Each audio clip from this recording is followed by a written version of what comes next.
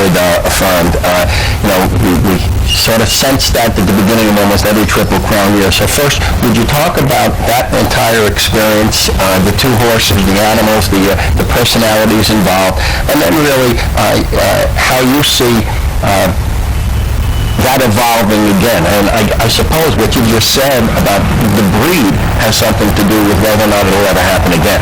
Well, yeah, I mean, basically we see now where horses put in magnificent performances and then run 2 or 3 flat races and come back again and run great races. And you take a horse like Affirmed and a horse like Aladar, every time that they got together, they gave it to everybody. I mean, the performance was great, and they really did great work.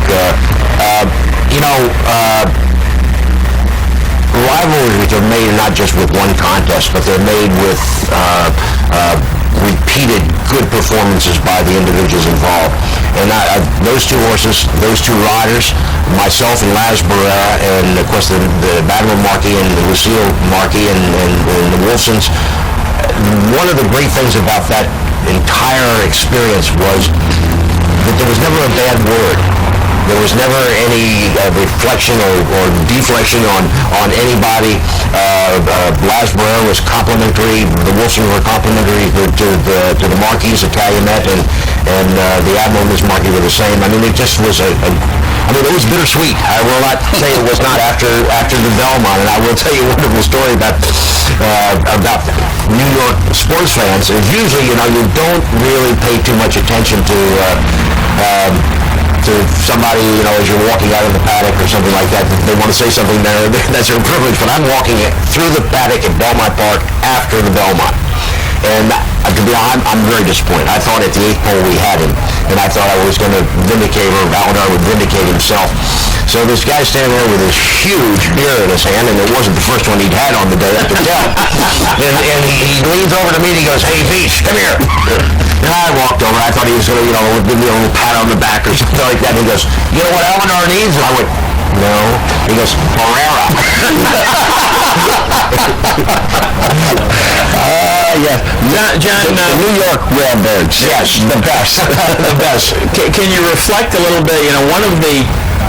One of the closest things to a rivalry like that since 1978 might have been in '89 between Sunday Silence and Easy Goer. They faced off 4 times.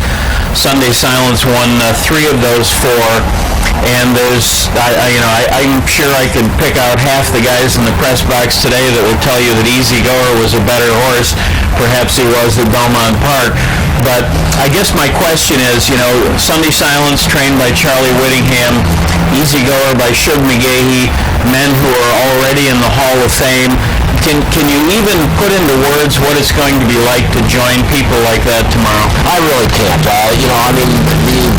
The closest I can come to being honored in such a way is that in 1977, when my father was inducted into the Hall of Fame, I really didn't have certainly the depth of experience that I do now. I was just beginning my career as a trainer and had just actually spent 9 months training as a private trainer for Calumet Farm and had not had my first champion. And my father was not an emotional man, but on that day he was emotional, and it really is a privilege to join all of the greats in this sport, and certainly to join my father. I don't think it could be said better. We've got a caller on the line. Tom in Schenectady, thank you for your patience. Question or comment? Yeah, my congratulations to Mr. Vietch. My comment is that, and maybe it's a question also, handicappers, to me, their function should be to tell me who's going to win the race and let me worry about what the odds are, but an awful lot of them seem to be going looking for a price, and is that their function? And another question is, what's originally? Oh, okay, great. Let's handle the ridgeline first. All right, ridgeling is to be as delicate as possible. Is basically a horse has 2 testicles, and if one of them is not descended, into his scrotum, and is still up in his stomach. That's a horse that's called a ridgeling. Usually in a lot of cases, that undescended testicle is taken out surgically, because it certainly seems to make a horse more comfortable and doesn't affect him from the standpoint of going on to the breeding shed. All right, the second thing about the handicappers. You've got to understand that a handicapper is basically just part of entertainment. And when you're looking for a way to make more money, it is certainly more attractive to try to search out and find something that's unpredictable than something that is obvious. And basically, when you do your handicapping, and if you look back kind of historically, the obvious jumps out at you.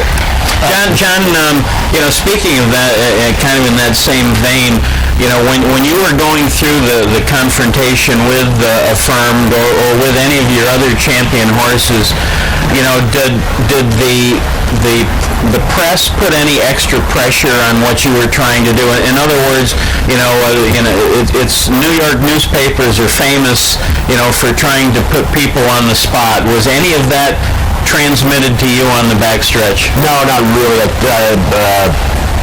I will tell you that when you deal with the press, if you're fair and honest with them, and they're just doing their job.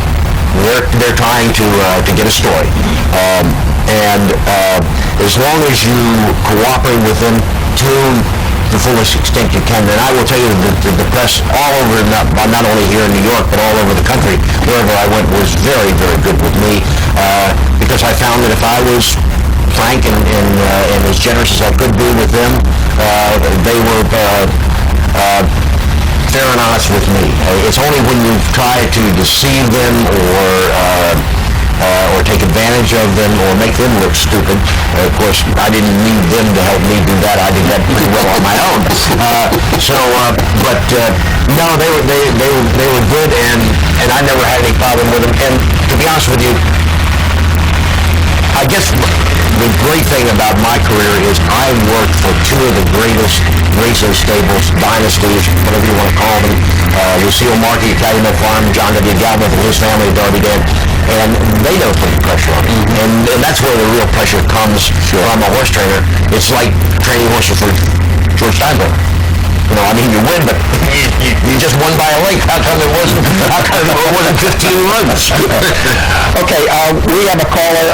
We're going to take this call from Larry in Queens, and then we're going to take a commercial break. So, Larry, thank you for your patience. Welcome to the show. Question or comment? I got a question. How come the three top leading trainers in the country, Scott Lake, Butcher, and Newsom, all got suspended for drugs and they still got their licenses? And my second question is, in New York, we got three stewards.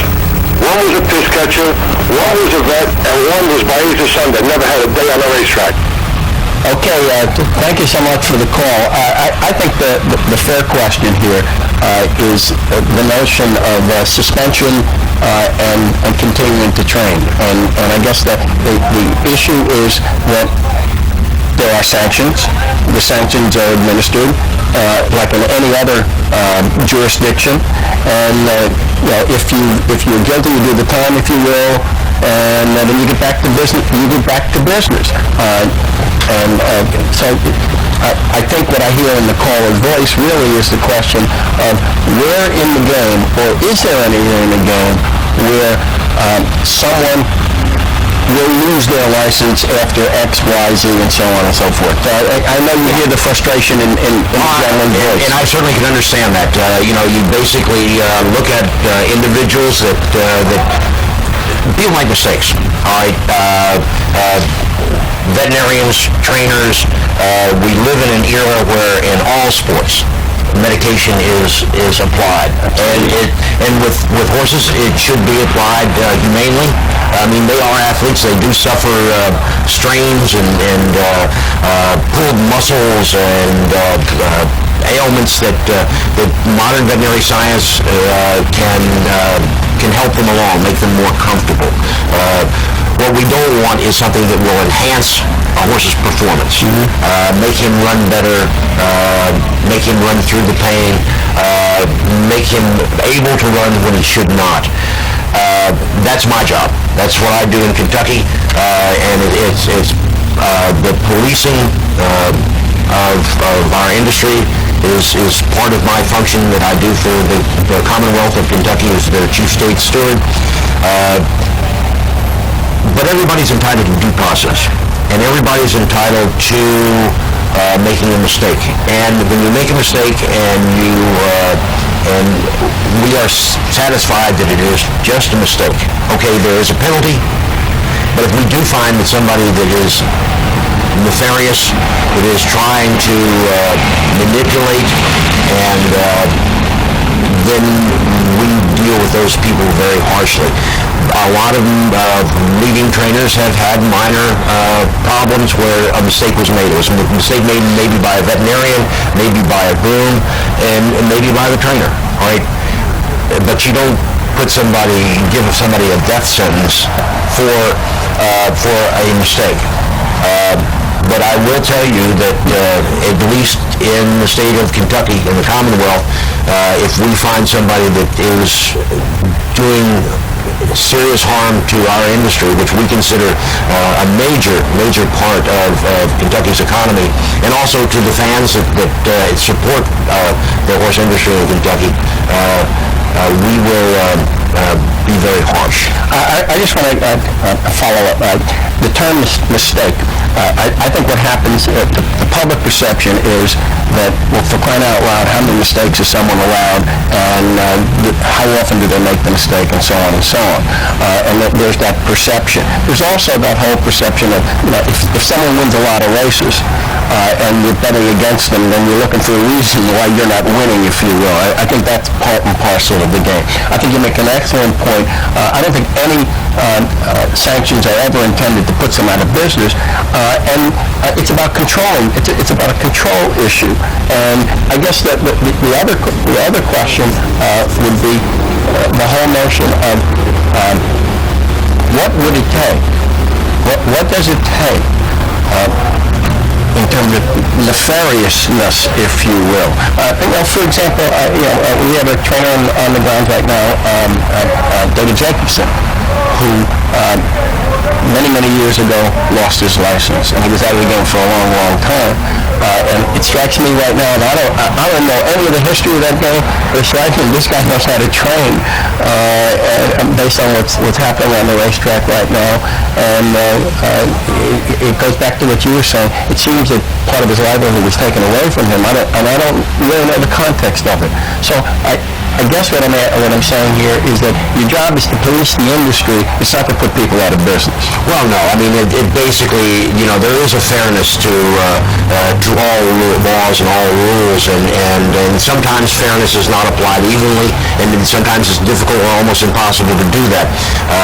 And you do want to give somebody a second chance, unless, in the opinion of, and it goes through the complete judicial process where I'm a steward in Kentucky. I make a decision with my other two stewards about somebody participating in the sport.